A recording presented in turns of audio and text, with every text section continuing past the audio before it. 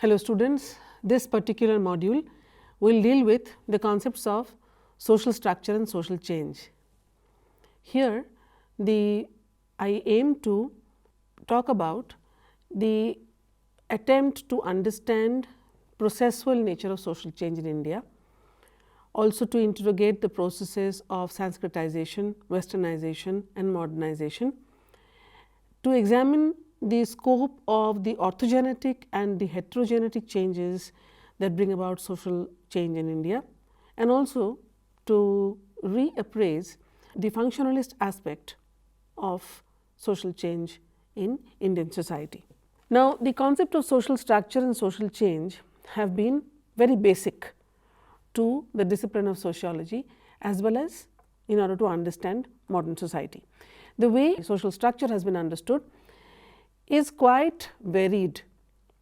While scholars like Herbert Spencer talked about social structure from an organismic point of view, Radcliffe Brown talks about social structure as the actual lived reality of interpersonal relationships that exist within a society.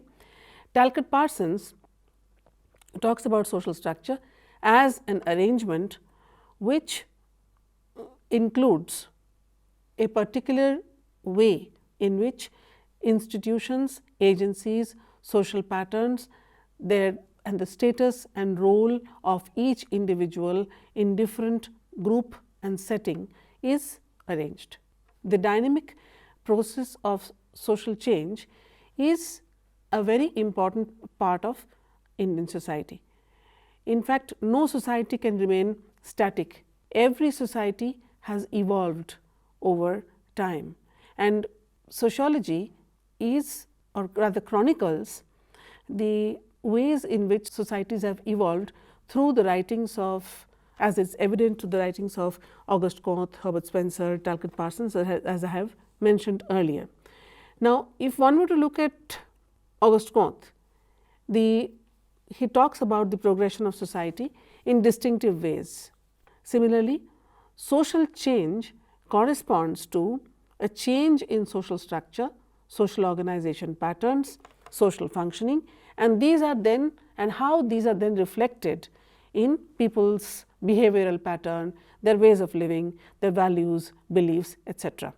In fact, the birth of sociology was centered around understanding the significance of the changes that were taking place within the social order, namely in the writings of, as I mentioned earlier, Comte, Spencer, Marx, etc., theorists who were concerned with the kind of changes that was affecting their own societies in the 20th century. The academic discipline of sociology has focused on the causes, nature and the impact of social changes on existing social structures.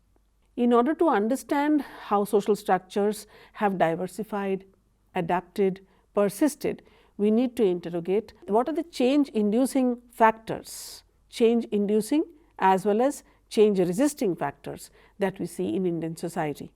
And therefore, the concept of social structure and social change becomes very, very significant for any student of sociology. Now, we will come to specifically to the work of M.N. Srinivas and his work on social change in modern India. In Social Change in Modern India, M.N. Srinivas evaluates the processes of Sanskritization, Westernization and modernization, and how these three processes have been key to the understanding of the cultural change that India has witnessed. Now, in Religion and Society Among the Coorgs of India, which Srinivas published in 1965, he proposes that Sanskritization is the process of social and cultural mobility within the structure of caste hierarchy, whereby a low caste or a tribe or a group changes its customs, rituals, ideology, way of life in the direction of a higher, frequently twice born caste. Now, in this pursuit of successfully Sanskritizing, the lower caste groups attempts to give up certain practices that were considered impure by the upper castes, like eating meat or consumption of liquor, etc. Therefore, Sanskritization led to positional changes, but it did not lead to a complete overhaul of the system. Sanskritization was essentially a process of mobility within a hierarchized and a stratified society, which allowed the members who were placed lower in the system to uplift themselves without really challenging or disrupting the overall social structure. Now, this particular system also represents a trickling down of the Brahmanical values, customs, practices to the lower rungs of the caste hierarchy. In most of the instances, the immediate group that was imitated by the lower castes was the locally dominant group. In other words, this dominant caste was restricted to a particular region and was in possession of land, of economic and political clout, and they had significant numerical strength. The lower castes embraced not only the customs and practices of the castes immediately above, but conceptions of marriage, of family, of kinship began to alter as the lower castes emulated the castes above. So, therefore, Sanskritization also emphasized on the need to adopt certain ideas and values as delineated by the scriptures. Now, this process of Sanskritization was a process of gradual change. It was not cataclysmic change. It did not, as I had said, it existed. The process of change was documented historically. It was also contextual in nature.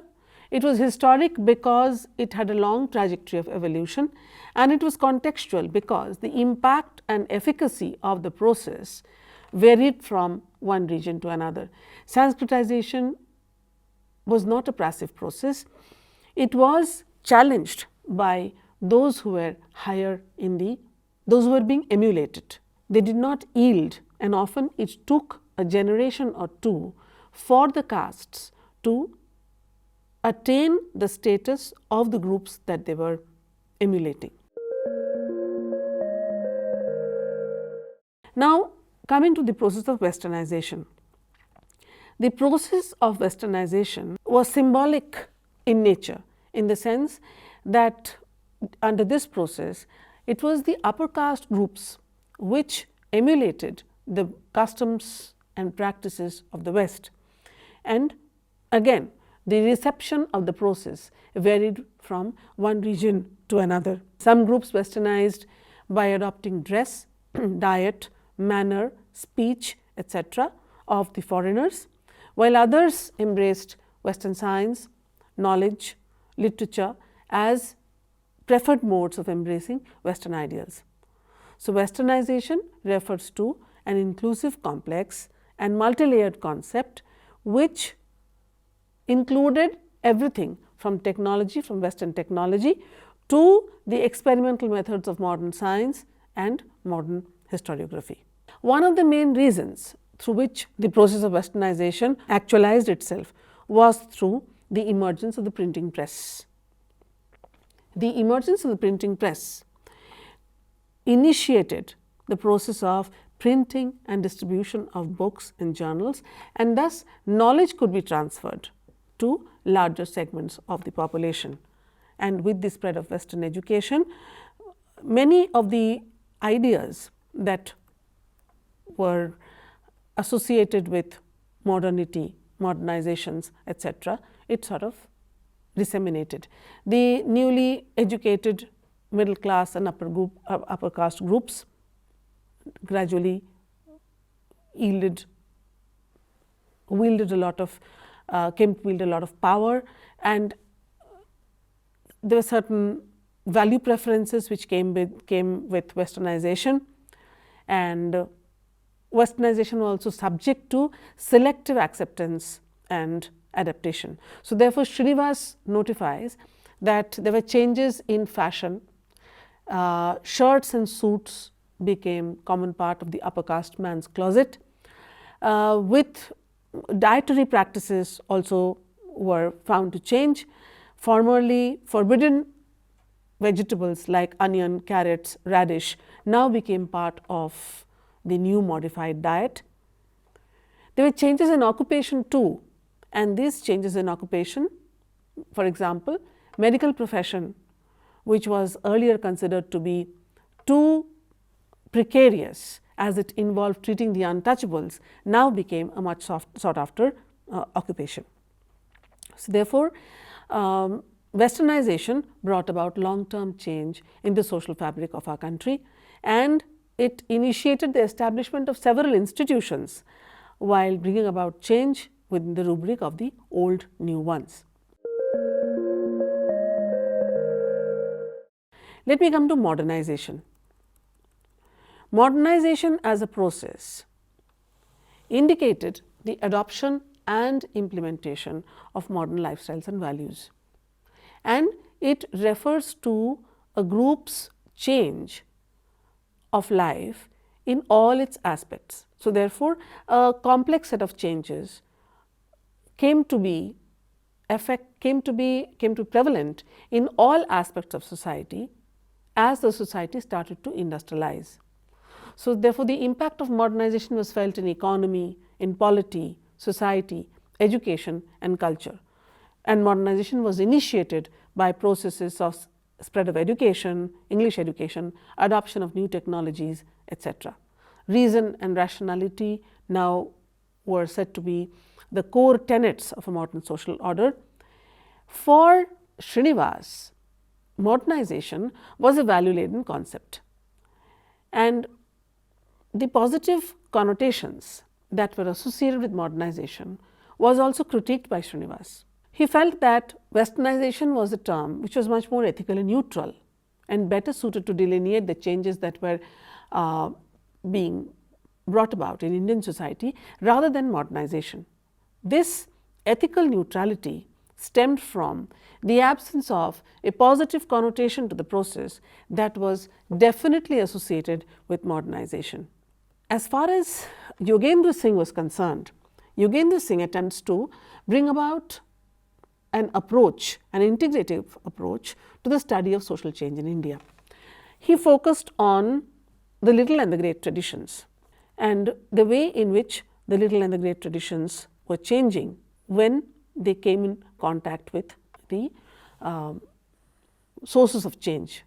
So, he talks about social change being based on being evolutionary in character, and this evolution can be conceptualized along two lines: along indigenous evolution, that is orthogenetic changes, internal changes, and later through encounters with other civilization or cultures, namely heterogenetic changes, which were changes induced externally. In his work Modernization of Indian Tradition, Yogendra Singh in 1973 attempts to overcome the limitations of the analytical categories which were used in the study of social change in Indian society.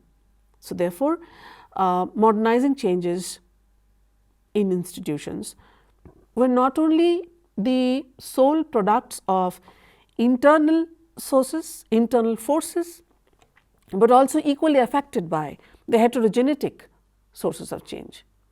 So, this was his synthetic approach to assess social change in modern India, and it had a distinctive framework. He distinguishes between micro and macro contexts in which changes begin to materialize, the internal and the external sources of change, and finally, the structural and cultural dimensions and substantive dimensions which undergo change when phenomena is unfolding itself.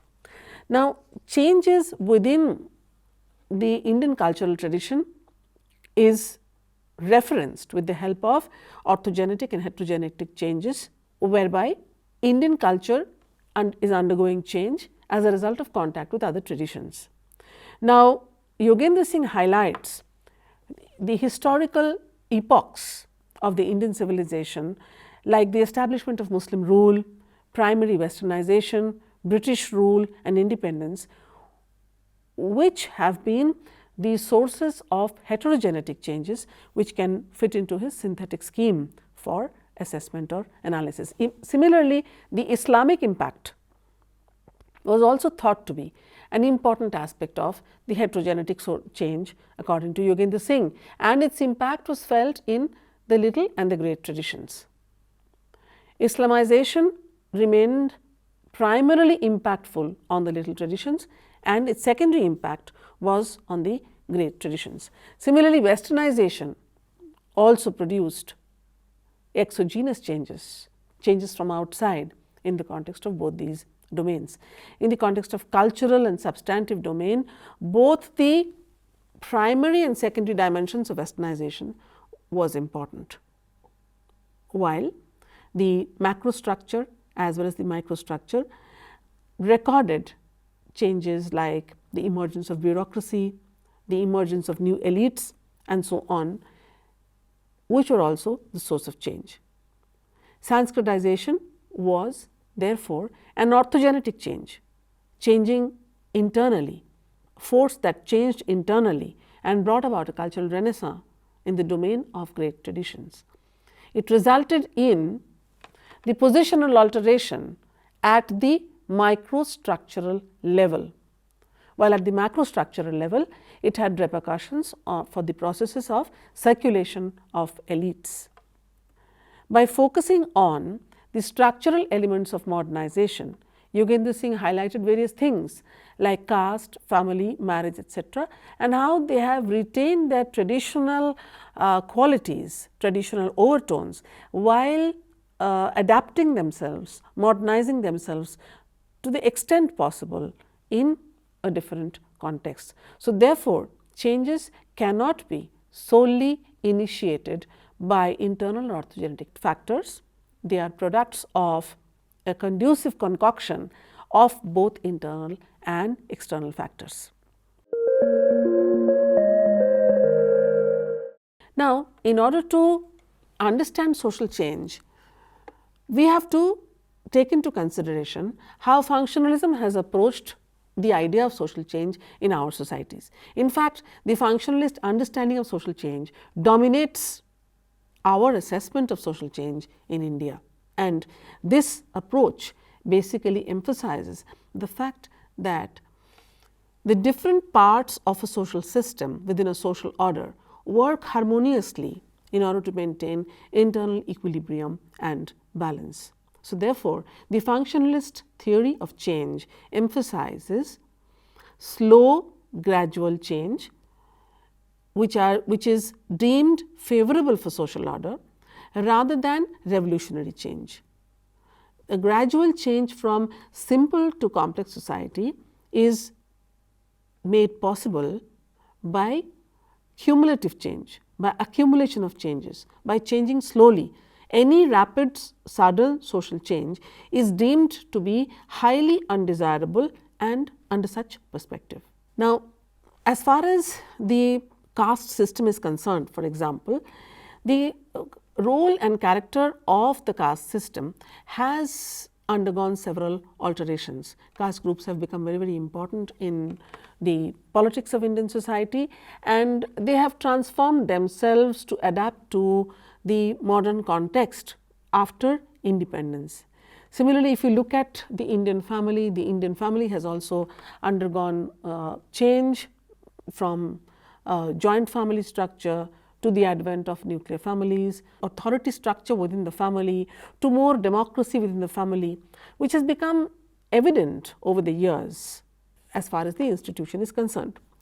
Thus, from the perspective of functionalism, the institution of caste and family, by changing slowly, have maintained a favorable equilibrium in Indian society.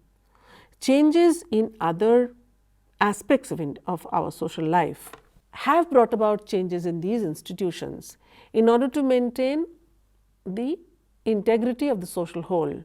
The impact of the processes of Sanskritization westernization and modernization, I feel, can be felt, can be experienced, whether they have been efficacious or whether the impact has been powerful, etc., can only be tangibly felt after a definite period of time. And it may take decades for a lower caste to Sanskritize itself. Similarly, the effects of orthogenetic and heterogenetic changes also cannot be visible over a short span of time. It is only evident over a period of time where one can notice cultural and social landscapes undergoing change, because culture is one of the most tenacious aspects and aspects of social structure, and therefore, the imprint or the effect on culture is difficult to trace, except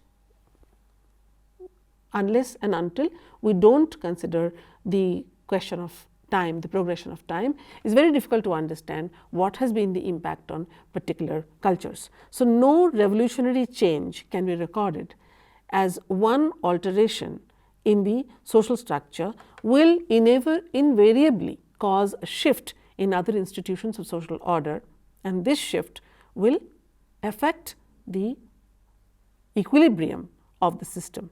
Therefore, social change in the Indian context cannot be rapid. Now, in order to conclude this particular module, let me raise a few points, and that is, social change brings about a certain dynamism into the existing social order, and this would be possible to examine only if we take into consideration the idea of social change. The idea of social structure and social change have to be understood in a dynamic interrelation. Srinivas talks about processes of social change like Sanskritization, westernization and modernization, and the gradual processes of change that one sees in Indian society. Similarly, I also spoke about Yogendra Singh, who proposes an integrative framework, a synthetic understanding whereby social change is understood as a product of both internal and external factors. However, both these approaches essentially highlight a functionalist understanding of the idea of change within Indian social structure. They negate the possibility of rapid revolutionary change. Such a functionalist understanding of social change may be highly restrictive when we are trying to understand the nuances within Indian social order. And in this culturally oriented understanding of social change in India, the ability of a social scientist to evaluate social change at different levels through different forces, its impact on different forms of group relationships cannot be adequately explained if we only take into consideration the functionalist perspective to social change.